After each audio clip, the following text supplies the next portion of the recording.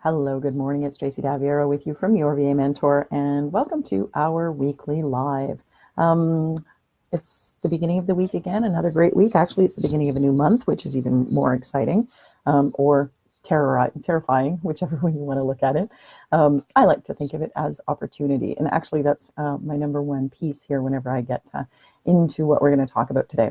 Um, I thought that it would be a good thing to talk just about business advice that will help you grow, because I think as business owners we get stuck sometimes in just looking after our client work or running to keep up or trying to learn the next new thing or second guessing our decisions, trying to make connections with people. There's so many things that we need to put into place in our business so that we can get things done, right? And so sometimes we forget about our brains up here. We forget about how important it is to look after ourselves, but also to really focus on the things that matter. And so that's what I wanted to talk about today. I see very often whenever I do my searching, web surfing, whatever you want to call it, I find a lot of business advice from the really, swanky people, the really high up people, the Tim Ferrisses of the world, and pardon me, Marie Forleos and that kind of thing. Pardon me.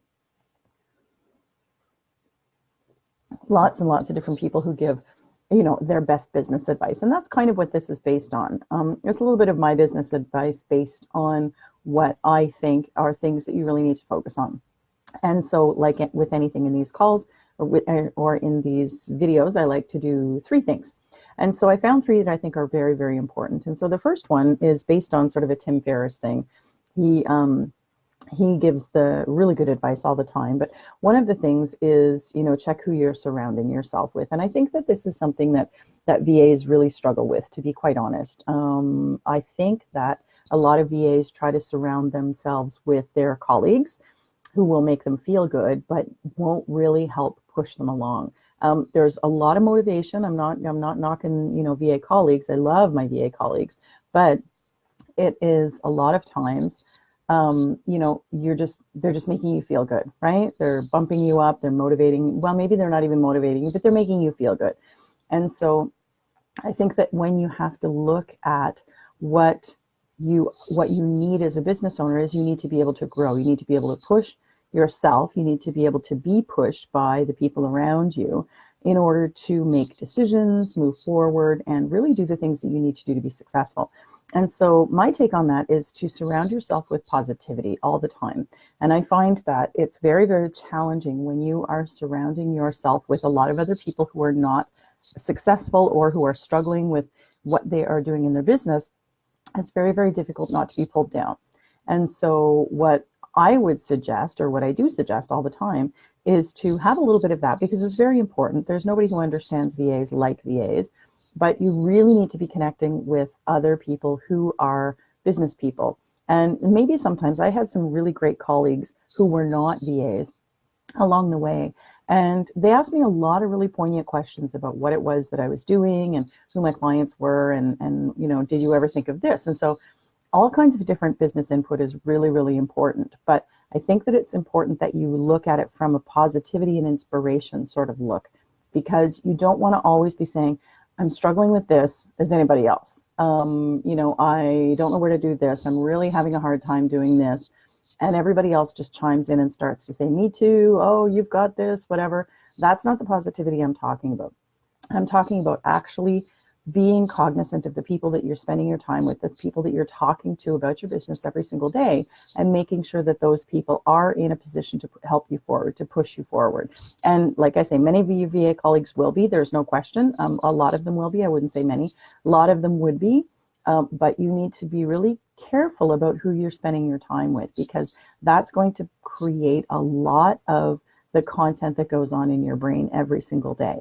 And so when you surround yourself with business owners and successful VAs or successful other professionals, whoever that is, or, supportive family, friends, whatever it is, when you support yourself with those people, your mind will stay up here. And I think that that's a really important thing. I think it's very easy to get discouraged, and it's really easy to stay in that place of discouragement. So you want to surround yourself with positivity, inspiration every single day. That is really, really important.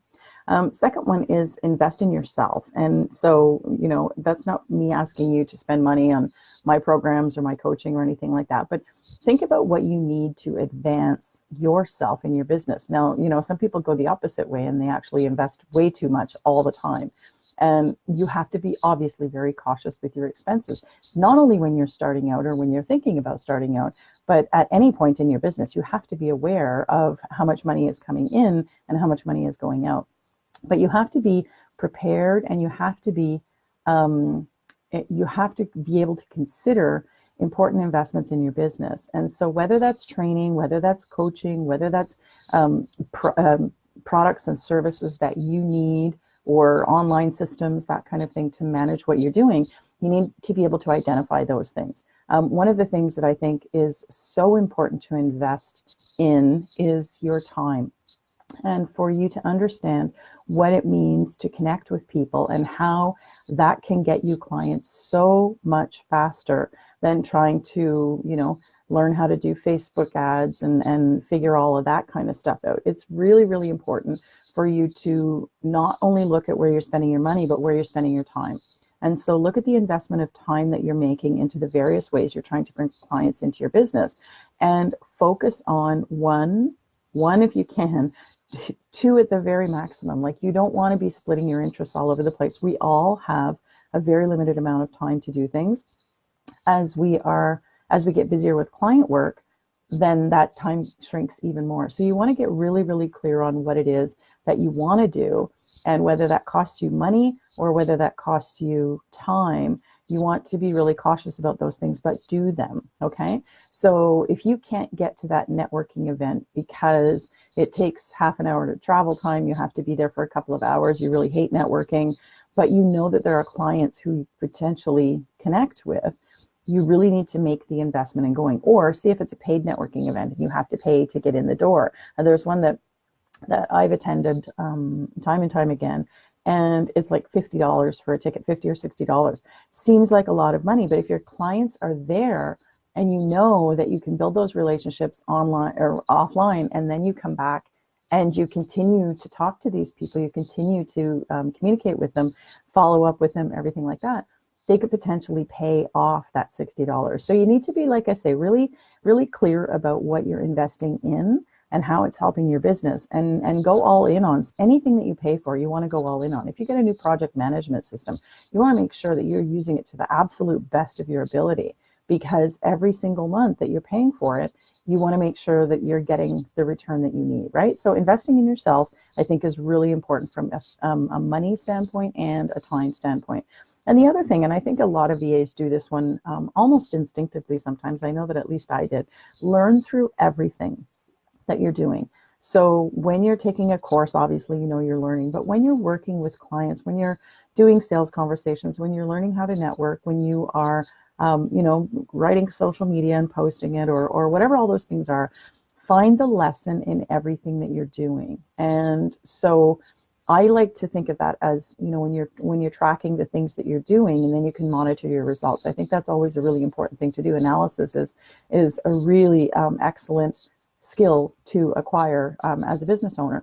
But I think if you take everything that you do as a lesson, sometimes you'll learn from a success and sometimes you'll learn from a failure. And I think that it's very, very important to think of all of the things that you're doing as a lesson in your business, because some of them most of them are going to move you in the right direction. Some of them because you don't want to go back here, right? You've made a mistake here someplace and you don't want to go back there, and you want to do more of this. I always say, track what you're doing and analyze what you're doing, because you want to do more of what's going right and you want to do less of what's going wrong, right? That's a very, very simple thing in terms of tracking analysis. But you want to look for the lesson in everything that you do. If you have a conversation with somebody and it doesn't go the way you wanted it, don't beat yourself up about what went wrong, and maybe kick yourself for the next one, cancel the next several calls because you're embarrassed or because you're annoyed with yourself.